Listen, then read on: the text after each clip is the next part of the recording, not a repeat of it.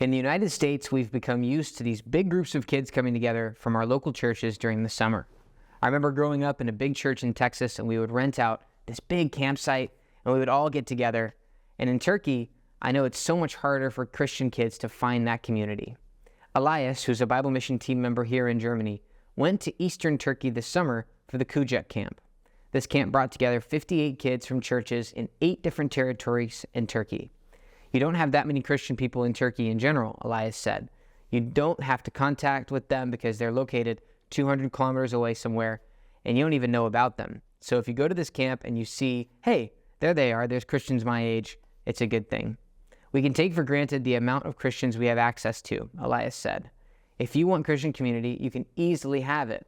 There's teen, youth, Sunday school, and multiple services during the week. That's here in the West is how it's like.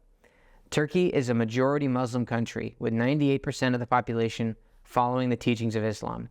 However, God is moving powerfully in the country. The camp was held 2 hours from Diyarbakir, which is a major city in the southeast of Turkey. It's not far from the Syrian border. Out of the 58 children who attended, 10 were from Muslim families. They found out about the camps through the churches, Elias said. The children from the churches had their normal contacts throughout schools and kindergartens, and those are the ones who came to camp.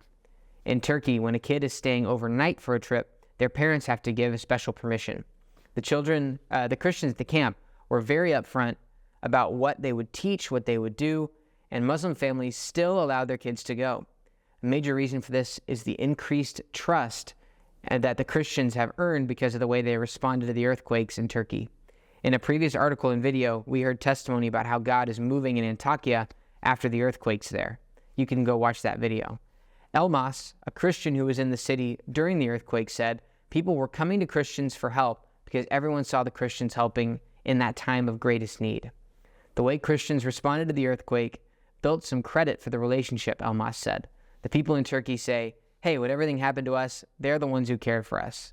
They would ask how we're doing and how they can help, and it was very, very good for building relationships. There was a woman who was interested in a church in Turkey 8 years ago. She asked all these questions, but then she pulled away, and she was very against the church. She came and she knocked on the door of the church earlier this summer. The leaders of the church were worried that she was there to get them in trouble for something, but she had actually heard about the camp and was there to sign her son up for it. He attended the camp and had a great time, according to Elias. The Quran has testimonies about Moses and Joseph, and so this year's lessons there were centered around Moses. The children from the Muslim background had questions about the story of Moses, Elias said. They asked about the differences between the stories in the Bible and then the ones in the Quran. This camp was such a good opportunity to talk to them about those differences and why they're there. With more than 30 leaders plus the kids, the group was too big to do their meetings in the buildings at the camp. Everyone went out all the way out by the field in the road, and they were talking about the gospel there. People were dressed in their old-fashioned costumes and even a pharaoh costume to make the story come alive for the children. The people walked by and saw us in our Egyptian costumes, and they heard the gospel, Elias said. Some even stopped and stayed and watched the entire story. One of the most encouraging things about the camp was how the kids got closer over their days together. Kucak means hug or embrace in Turkish. This is a place for the kids to feel that connection with other Christians, and the kids got so much closer to each other over the week together. The joy among the children and their willingness to help each other was remarkable, Elias said. There was no serious conflict, and no child wanted to go home. Within the leaders, there were many between the ages of 18 and 26 as well, who knew each other before coming to the camp, even though they're from different places. Elias said they knew each other from their time in the Kucak camps when they were kids. They had stayed close. And now you have one generation growing all over Eastern Turkey that come together once or twice a year, and they have been for a while. The leaders of this camp want to use this camp as a platform to teach this next generation and to unite them. And at the end of the day, and at the end of the camp, the children could go in front of the cross and they could ask for a prayer. Elias said seeing how many children understood the truth and wanted prayer was so impressive. The next night, all of the children prayed for their leaders. Elias said this was something that I haven't seen at any other camp, because usually it's just the leaders praying for the children, but here you had the children praying for the leaders, and it was very, very impressive. Elias said the next generation leadership is important for the future of the churches in Eastern Turkey. His prayer request is that God would equip the youth so they can equip the children to grow in spiritual maturity.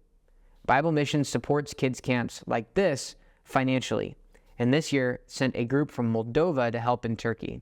Bible Mission is committed to helping the local churches invest today into the leaders of tomorrow. We can pray that God continues to raise leaders up within this group of young people, and then that they can lead and disciple those coming up after them.